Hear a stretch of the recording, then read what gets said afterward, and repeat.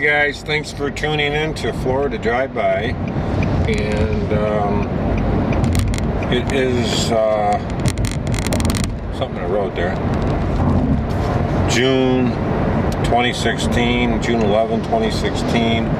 It's actually Saturday. My wipers on a little, no rain, just moisture, cloud up my field of view.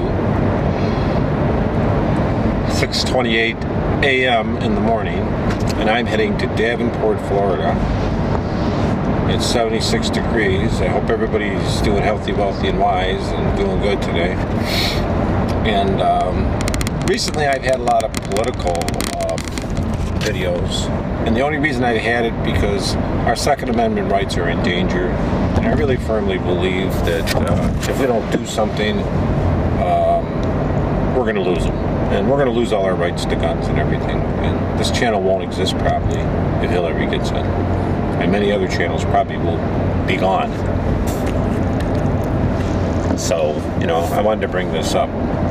But anyway, today's drive-by, I'd like to bring up exotic ammunition is going to be the title of my video today. And there is a hell of a lot of exotic ammunition out there. Many companies make it. There's like Clarkston, RIP. There's the multiple bullets that they make. There's, geez, a lot of different companies making some crazy bullets. Liberty ammunition. There's hollow points. There's fragmenting bullets. There's so many goddamn bullets. It's ridiculous. You get a headache. But the bottom line is, which is the best? Which do you buy? Which do you use? And I'd like to try to address that in today's drive-by. So let's get started. Now, I have bought most of the different type of custom ammunition. I've owned just about all of them. Black Talons, excuse me, the Rest in Peace ammunition, RBCD ammunition, fragmenting, Liberty ammunition, PDX ammunition. There is just a whole host of ammunition out there. And I really firmly believe that, just a 230 grain full metal jacket bullet is fine. That's good enough for 99% of your uses. You're not going to get misdeeds with it, especially in a 1911. If you're using it in 1911, that's what it's made for. Let me just give you a little history of the hollow point ammunition, and that's what most of this new ammunition is, hollow points. Very few are 230 grain full metal jacket. They usually say that's a target ammunition.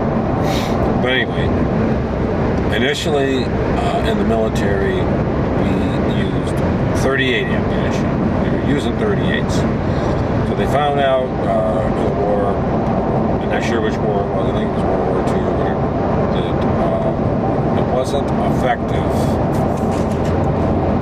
when they were shooting the bad guy. So the United States government asked Colt to come up with a different bullet.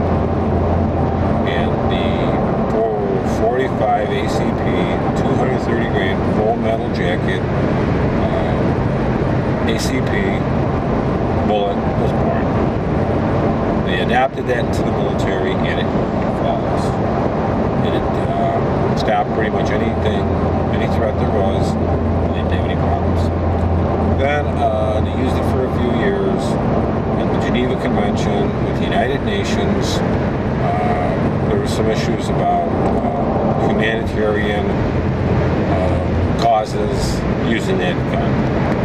And push comes to shove, it was adopted the 9mm. It was a combination of things. The new recruits couldn't use, there was women coming into it, they had a hard time using the 45 ACP, they couldn't handle it.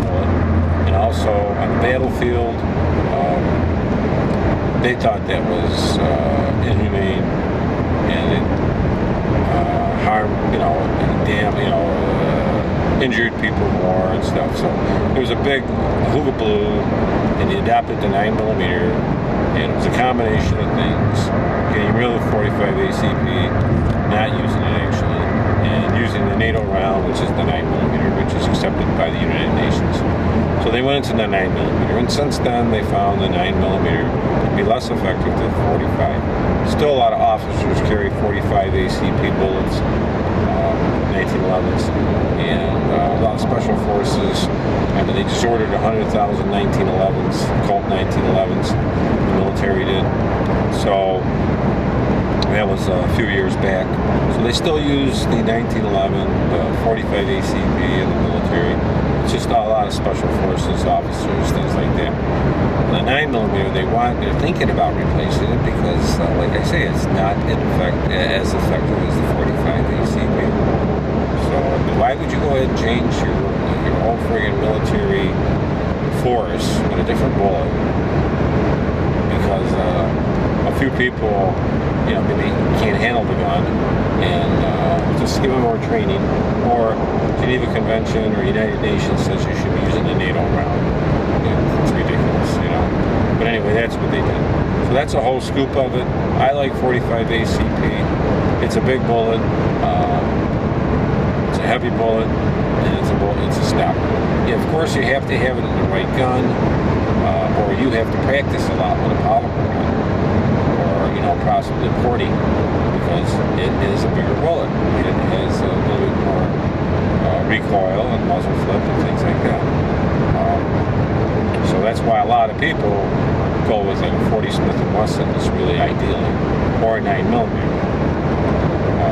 The 1911s normally are metal, or they were, instead of a lot of this polymer and this alloy stuff coming out. But I'd suggest if you do get a 1911, you keep it just a stainless steel, run-of-the-mill, old, big stainless steel 1911. I think you'll be a lot happier if you keep that type, just metal frame, stainless steel 1911. But thanks a lot for tuning into my video. I appreciate your time. That's my drive-by for today, June 11th, Saturday. So everybody have a great day, and appreciate your time, and God bless. Yeah.